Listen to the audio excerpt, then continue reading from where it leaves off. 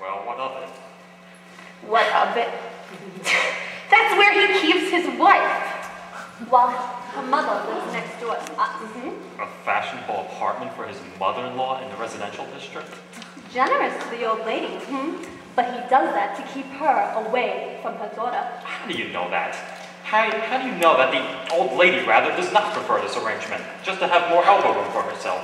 Nonsense! The old lady goes to see her. See here, Lamberto. Everybody understands. If a girl, when she marries, goes away from her mother to live with her daughter in some other place, her husband. But supposing this mother, that can't stand being separated from her daughter, and follows her to the place, where she herself is a complete stranger. And not only does she not live with her daughter, she does not even see her. I leave it to you. Is that so easy to understand? You have no imagination whatsoever. A mother-in-law and son-in-law.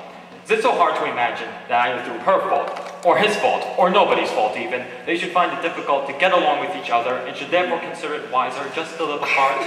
How stupid of you, Uncle. The trouble is not between the mother-in-law and the son-in-law, but between the mother and the daughter. How do you know that? Because he's as thick as pudding with the old lady. Because they're always together, arm in arm, and as loving as can be. Mother-in-law and son-in-law. Who's ever heard of that? And he comes here every evening to see how the old lady is getting on. And that's not the worst of it. Sometimes he comes during the daytime, once or twice. How scandalous. Please, have a seat. Make yourself at home.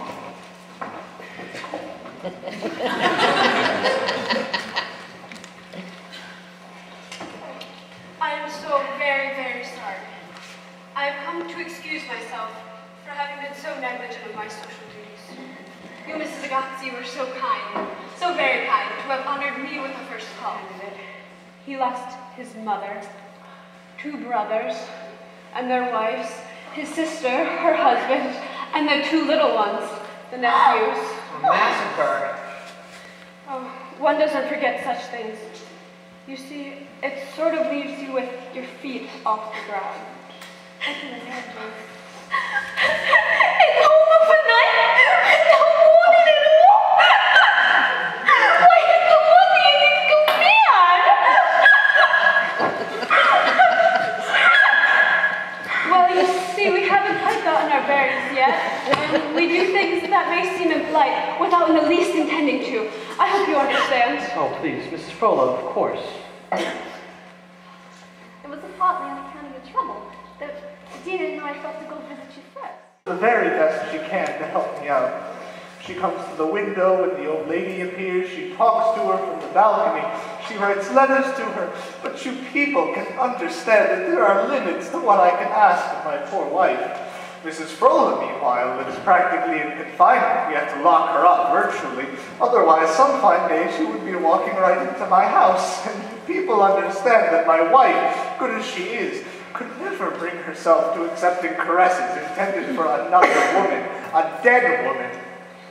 That would be a torment beyond conception. Just imagine. Poor woman. A moment or 2 after 11, you'll drop in to find your wife, see? You'll ring the doorbell and ask to be brought in, and I'll bring you in here. Then the whole crowd will come in. That seems natural enough, isn't it? Into my living room? And we'll have the truth, the whole truth with a capital T. But of course, once we bring them face to face, we'll have the whole truth. Don't get into an argument with that man. Besides, it's about time you ladies get going. None of us has too much leeway. Come, Amelia, come, Dina. And as for you, sir, I won't even shake your hands. Oh, permit me to do it for you, madame. Good luck to you, my dear ladies. No, it's about time we get going too. None of us has too much leeway. Yes, right away. Goodbye, Lamberto.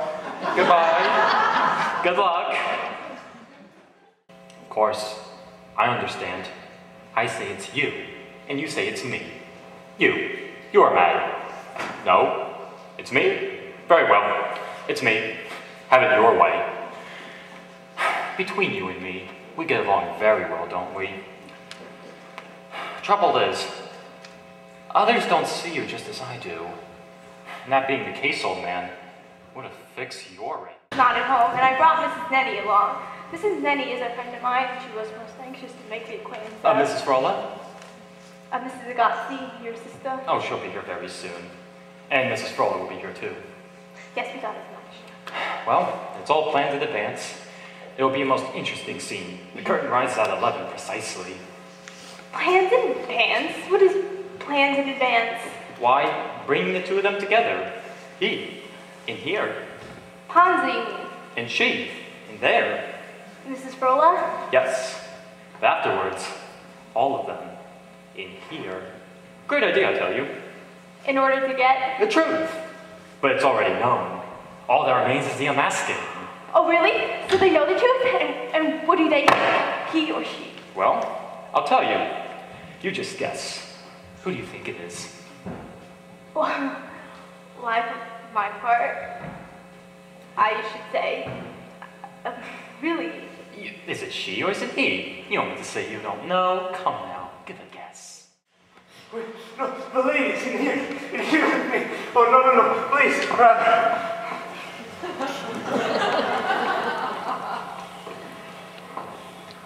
You, here, again! You, here, again! What are you doing? I just came here. Don't be cross.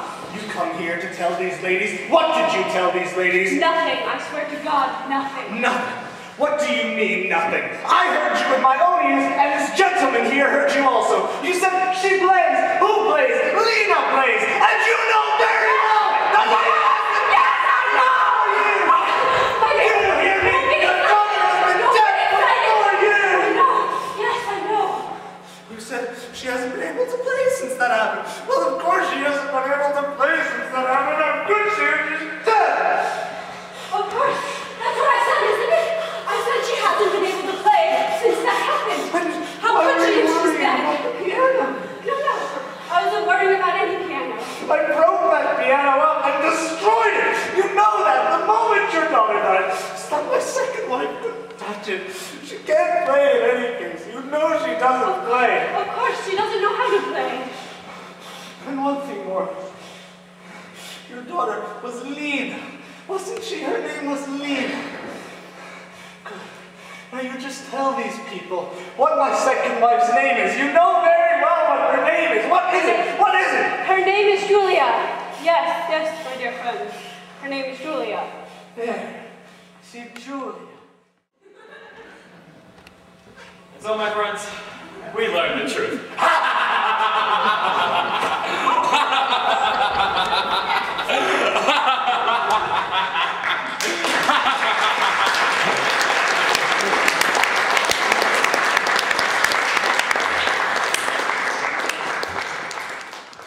Get hold of mine and said, "Come, Commissioner, rise to the occasion. Do something for the country.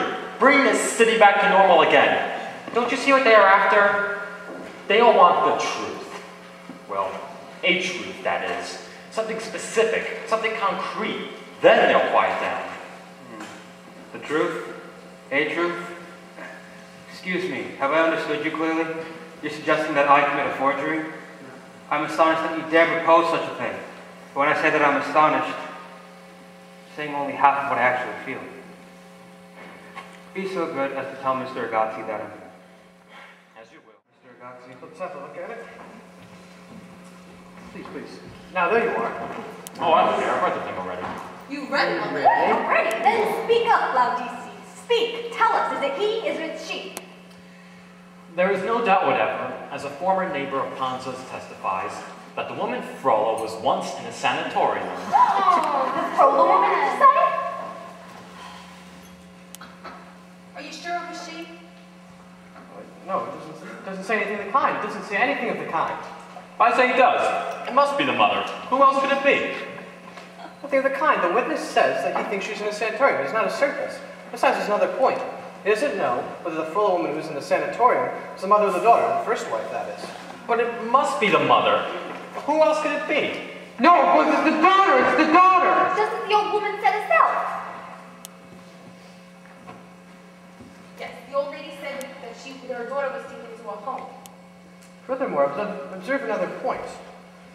The witness says he does not really belong to their town. He says he used to go there frequently, but he does not remember going there often. He says he remembers he heard something or the other. How do you depend on such a man's testimony? Nothing but hearsay. All right, excuse me, but if all you people are so sure that Mrs. Frola is right, what more do you want? why do you go looking for documents then? This is all nonsense. She was herself, and she was not worked up. But the one who was worked up, it was you, Ponza. And, But you even now I might even say. You people don't know what you're making me go through. Oh, come, my dear fellow, don't take it so hard. After all, I'm here, am I not? And you know I've always stood by you, and I always will. And I appreciate your kindness, Mayor, really. And then you say you're as fond of this poor old lady as you would be if you were your own mother. Well, just remember that these good people here seem to be prying into your affairs because they, too, are fond of her. But they're killing her, Mayor. They're killing her, and I warned them in advance. Very well, Ponza, very well. Now, it's all very simple. There's one way you can convince these people without the least doubt in the world. Oh, not me. I don't need convincing. I believe you. Yes, but these people won't believe me no matter what I say. That's not so. Because when your mother-in-law was here earlier today, and then you came and said that she was mad, well, we were shocked, but we all believed you. We want to respect your compassions, ma'am. It's only that we'd like you to tell us. Tell you what? The truth? Simply this. I am the daughter of Mrs. Frola. And the second wife to Mr. Ponza. What? And as for myself, I am nobody. No, ma'am. For yourself, you must be either one or the other. I am she whom you believe me to be.